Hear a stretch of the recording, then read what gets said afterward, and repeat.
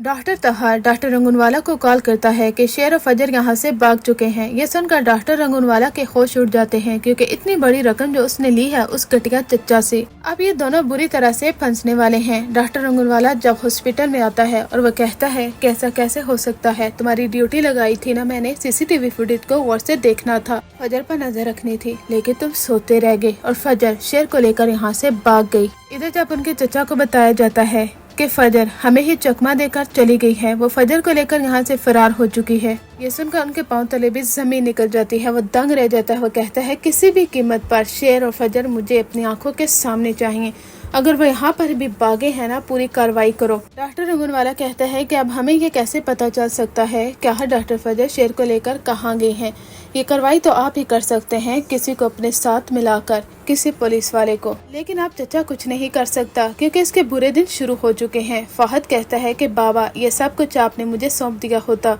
तो आज फजर मेरे हाथों से मर चुकी होती, शेर को रिकवर करने वाला कोई ना होता। अब आप सब के बुरे दिन शुरू हो चुके हैं क्योंकि फजर शेर को रिकवर करके जब वापस लाएगी ना तो हम सब लोगों को भी जेल में जाना होगा। इधर जब शेर की वालदा को बताया जाता है कि शेर हॉस्पिटल से गायब हो चुका है और डॉक्टर फजर भी, वो काफी ज्यादा रोती हैं, यहाँ तक कि हॉस्पिटल का चक्कर लगाती हैं और कहती हैं मैंने तुम लोगों से कहा था कि वो दुश्मन की बेटी है, मेरे बेटे को नुकसान पहुंचा सकती है, अभी ही तो हम उसे जमीन जीते हैं और उन्हें जमीन हारने का सदमा है, वो इस चीज़ का बदला हमसे ले सकते हैं, वो मेरे बेटे को जहाँ से मार डालेंगे। ये सारे शक जो कि बिल्कुल ठीक होते हैं शेर की माँ के लिहाज से, क्योंकि उन्हें तो ऐसा ही लगता है कि वो दुश्मन की बेटी है, वो उसका ख्याल नहीं रखेगी, लेकिन आगे जाकर उन्हें मालूम ज़रूर होगा कि वो दुश्मन की बेटी ज़रूर है लेकिन वो काफ़ी ज़्यादा चहलाक की मालिक है। वो अपने बाप पर नहीं गई, वो सालों पुरानी दुश्मनी को निभाना नहीं चाहती, बल्कि वो एक अच्छी लड़की है और शेर को रिकवर करके वापस लाएगी।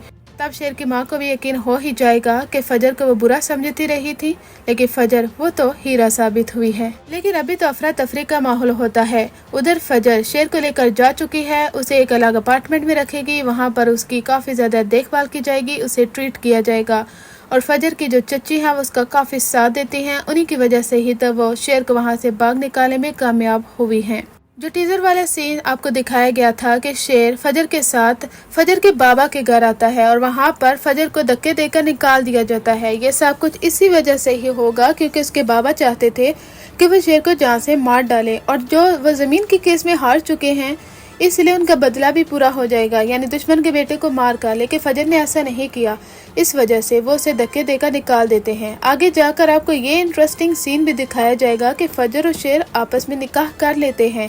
क्योंकि शेर किसी भी कीमत पर अब फजर को खोना नहीं चाहता।